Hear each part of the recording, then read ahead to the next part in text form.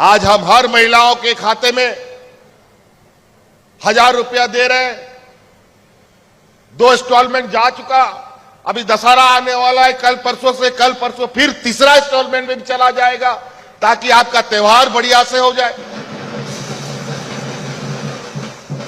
और अभी ये लोग फर्जी फॉर्म भराने में लगा हुआ है कि हम लोग का सरकार बनेगा तो हम लोग 2100 रुपए देंगे। अरे तुम बगल का अपना राज्य देख लो, उड़ीसा में तुम कितना देते हो जो तुम यहां 2100 रुपया देगा। सबसे अधिक तो सरकार डबल इंजन की सरकार थी। क्यों महिलाओं के खाते में पैसे नहीं गए? क्यों सभी बुढ़ा बुजुर्ग लोग को पेंशन नहीं मिला? क्यों गांव के गरीबों का बिजली माफ नहीं हुआ? क्यों किसानों का कर्जा माफ नहीं हुआ? गरीबों को देने के लिए इनके पास पैसा नहीं है, लेकिन इनके करोड़ करोड़ रुपया माफ करने का व्यापारी मित्रों का इनके पास भरा हुआ पैसा है।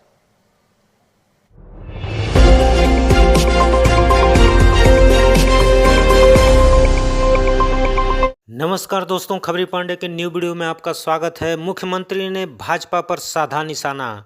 जी हां दोस्तों, जमशेदपुर में मुख्यमंत्री हेमंत सोरेन ने कहा, ठगबाज भाजपा का झूठा आश्वासन झारखंड में नहीं चलेगा। भाजपा की गो दीदी योजना पर कहा कि ये उड़ीसा में इनकी सरकार है, वहाँ क्यों नहीं ये पैसा दे रहे हैं। जी हाँ दोस्तों, मुख्यमंत्री हेमंत सोरेन ने कहा है कि भाजपा यहाँ सत्ता इसलिए चाहती है क्योंकि उसे झारखंड के संसाधनों को लूटना है। भाजपा की गो दीदी योजना पर तंज कसते हुए उन्होंने कहा, ठगबाज भाजपा मुगालते में न रहे। भाजपा को लगता है कि झूठा फॉर्म भरवा कर लोगों की ठगने की कोशिश में वह सफल हो जाएगी। भाजपा बोलती है कि वह 2100 रुपये देगी। भाजपा यह बताए उनकी उड़ीसा में सरकार है, महिलाओं को कितना पैसा दे रही है। झूठी भाजपा का झूठा आश्वासन झारखंड में नहीं चलेगा।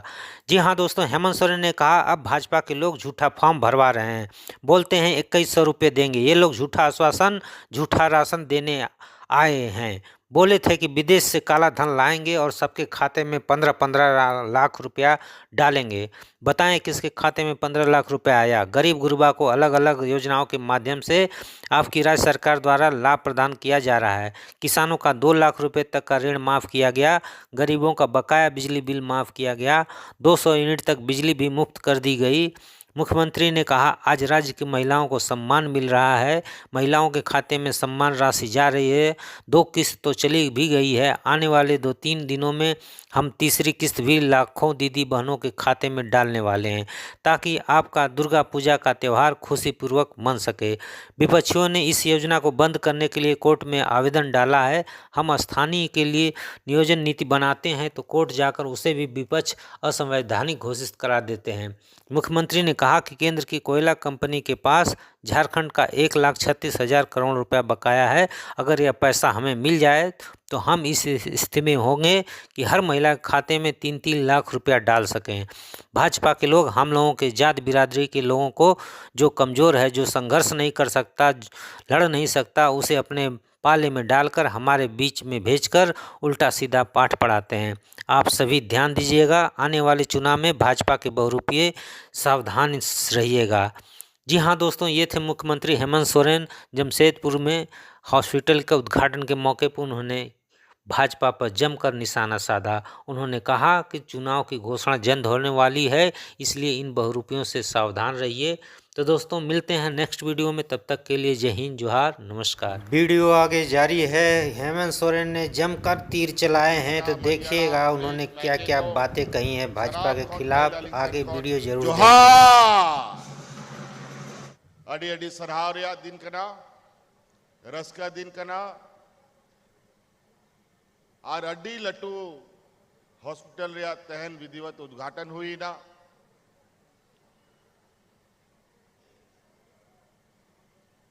पहिलो नोंडे एमजीएम रे अस्पताल मेना गया, लेकिन ओना अड्डी मारे ताबोना रपुदो कना। नोआ मेनते सरकार सेन खो नोआ कथा गोटायना कि नोआ बीमारी रिया स्वास्थ्य रिया कथा कना। अब मारे अस्पताल रपुदो कान ताबोना ओना मेनते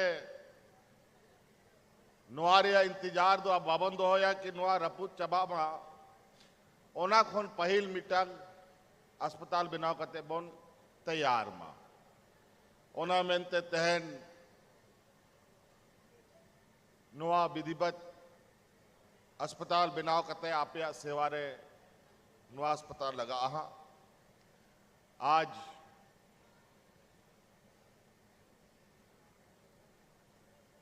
कोल्हान पूर्वी सिंहभूम क्षेत्र के लिए आज एक ऐतिहासिक दिन है। आज इस क्षेत्र को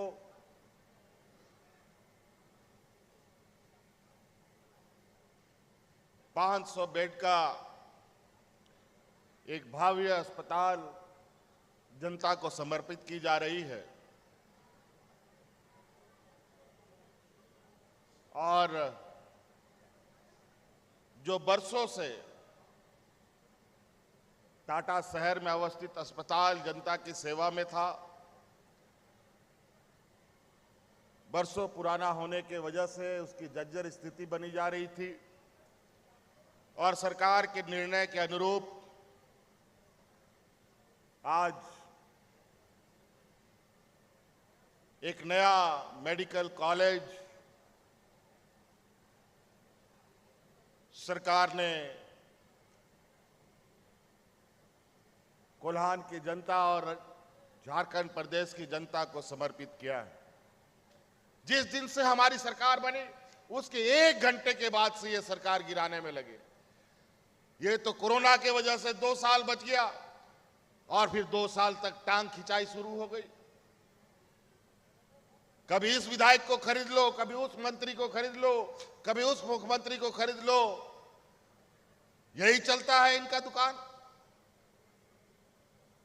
पैसे के बदौलत ये देश में राज करने की चाहत रखते हैं और राज्यों में चाहत रखते हैं। आज आप लोगों के सेवा के लिए, हमारे गांव देहात की आर्थिक व्यवस्था को मजबूत करने के लिए, हमारी महिलाओं को अपने पैरों पर खड़ा करने का हम काम कर रहे हैं। आज महिलाओं को सम्मान और महिलाओं के खाते में पैसे जा रहे हैं और इसका तकलीफ से ये हम इस योजना को बंद करने के लिए कोर्ट में इन लोगों ने दरखास्त डाल दिया। हम यहां के 32 के आधार पर नियोजन नीति बनाते हैं तो इसके लोग कोर्ट में जाकर के उसको असंवैधानिक घोषित कर देता है। बड़ा विचित्र हालत है।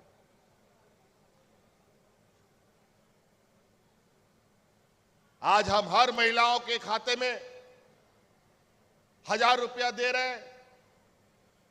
2 इंस्टॉलमेंट जा चुका, अभी दशहरा आने वाला है, कल परसों फिर तीसरा इंस्टॉलमेंट में भी चला जाएगा ताकि आपका त्योहार बढ़िया से हो जाए। और अभी ये लोग फर्जी फॉर्म भराने में लगा हुआ है कि हम लोग का सरकार बनेगा तो हम लोग 2100 रुपए देंगे। अरे तुम बगल का अपना राज्य देख लो, उड़ीसा में तुम कितना देते हो जो तुम यहां 2100 रुपया देगा। ये लोग झूठा आश्वासन, झूठा राशन और झूठा, याद है लोकसभा चुनाव 2014 में विदेशों से काला धन लाएंगे, सबके खाते में 15-15 लाख डालेंगे और सबको खाता खुलवा दिया। बताओ किसके खाता में 15 लाख रुपया आया? आज यहां की महिलाओं के घर घर में, पंचायत में, टोला में हमने पदाधिकारी को भेज करके आपका दरखास्त बनाया और आपको घर बैठे ही आपके खाते में पैसा जाना चालू हो गया। तो कई ऐसी चीजें। आज गांव देहात, हमें पता है हमारा गांव कितना गरीब है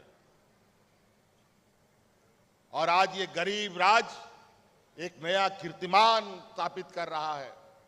ये राज का पहला राज है जहां इस राज का सभी बुजुर्ग को हम पेंशन देते हैं। सभी बुजुर्ग को, जो 50 साल का होगा सबको पेंशन मिलेगा, कोई वेटिंग लिस्ट नहीं।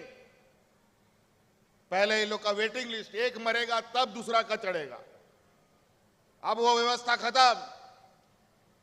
जो 50 साल का हो गया उसको पेंशन मिलेगा।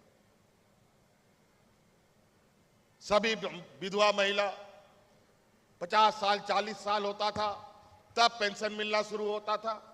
और विधवा होने का कोई समय सीमा होता है क्या? कोई विधवा नहीं हो सकता है, कोई शादी के 15 दिन के बाद भी हो सकता है। फिर पता चला जब तक कोटा में जगह नहीं होगा तो उसको पेंशन नहीं मिलेगा। हमने कानून बनाया, जिस दिन विधवा होगी उसी दिन से उसका पेंशन चालू हो जाएगा।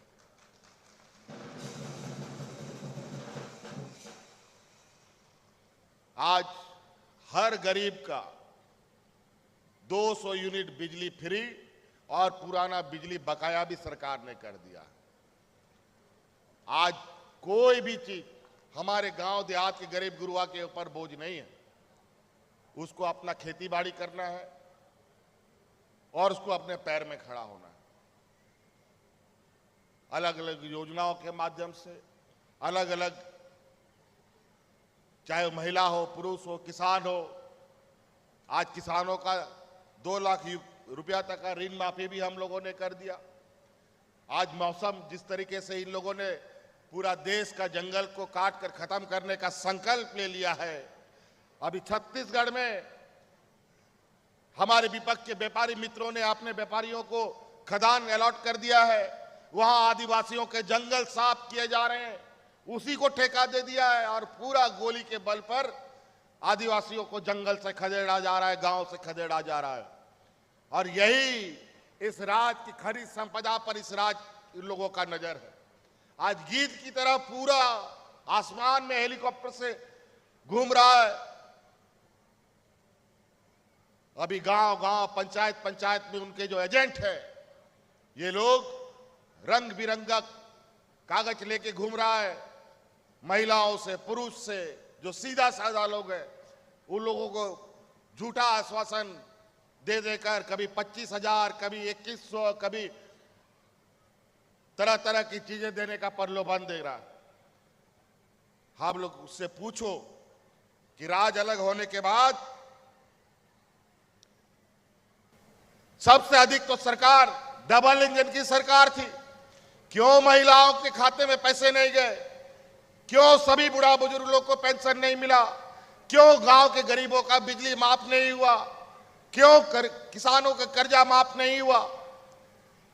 गरीबों को देने के लिए इनके पास पैसा नहीं है, लेकिन इनके करोड़ करोड़ रुपया माफ करने का व्यापारी मित्रों का इनके पास भरा हुआ पैसा है। हमको 1,36,000 करोड़ रुपया का कोयला का सिर्फ बकाया भारत सरकार के ऊपर है। अगर वो एक मुश्त हमें पैसा दे दे तो इस राज्य के हर महिलाओं के खाते में 3-3 लाख रुपए जा सकते हैं। लेकिन दे तो सही।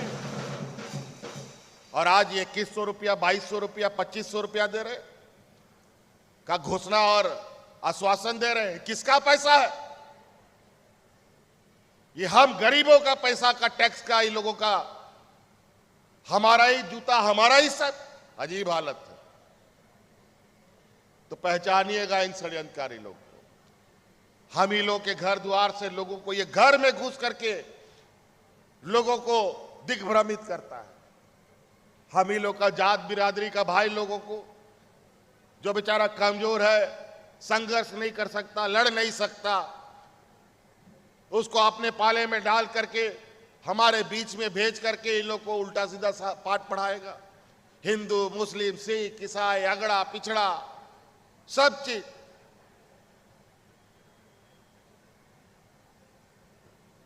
तो इसलिए आप लोग ध्यान रखिएगा। आज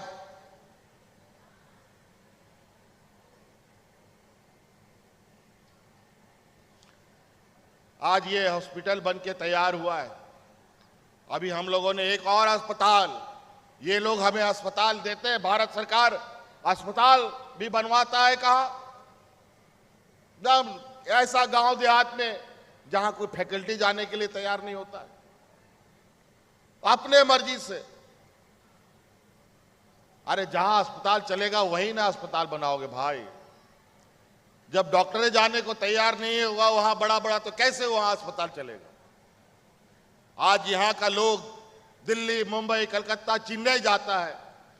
अगर जमशेदपुर में, रांची में, धनबाद में, चाईबासा के शहर में बड़ा बड़ा अस्पताल खुल जाए तो क्या जरूरत है हमको दिल्ली, कलकत्ता, मुंबई जाने का।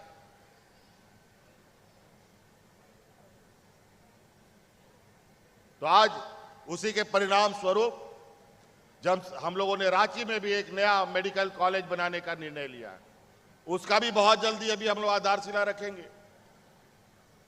आपका लगभग यहां पर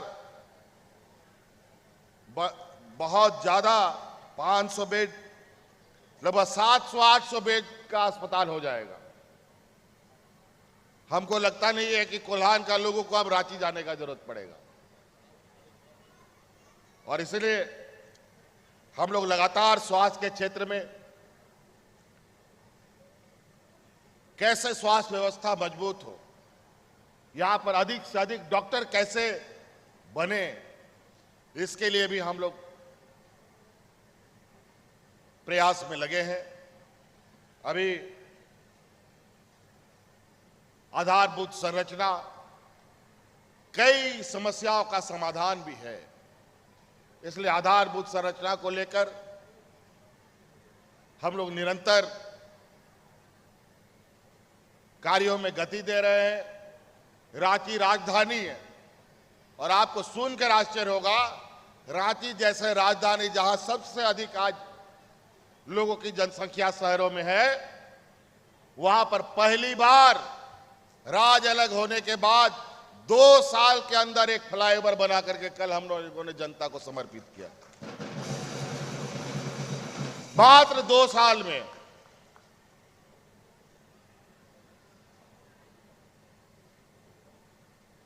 आपकी यहां पर भी 2-2 फ्लाईओवर बनने जा रहा है। मानगो का फ्लाईओवर वो भी काम चल रहा है, पारडी में भी वो उसमें भी चल रहा है काम। बहुत जल्द इसमें भी आप लोगों का आवागमन जल्द से जल्द शुरू हो, इसका हमारा प्रयास होगा। और हमारे आज के इस उद्घाटन समारोह के कार्यक्रम में इस मेडिकल कॉलेज में पढ़ रहे छात्र छात्राओं ने कुछ आवेदन दिए हैं अपनी कुछ समस्या को लेकर। मैं आप सभी छात्रों से को कहना चाहूंगा, ये बात हमारी कानों तक आज आई है और आप आश्वस्त रहें, 1 महीने के अंदर आपकी समस्या का समाधान होना प्रारंभ हो जाएगा। आप बेफिक्र होकर के अपने कामों को अंजाम दें। आप जनता की सेवा में लगे, अच्छे डॉक्टर बने और आपकी समस्या का समाधान राज्य सरकार करेगी। इसलिए बहुत ज्यादा नहीं कहते हुए इन्हीं बातों के साथ हम अपनी बातों को समाप्त करेंगे। यहां आए हुए सभी प्रबुद्ध नागरिकगण, हमारे गठबंधन दल के सभी सदस्यगण, सभी लोगों को बहुत बहुत धन्यवाद देते हुए अपनी वाणी को समाप्त करता हूं। जय हिंद, जय झारखंड, जोहार। बहुत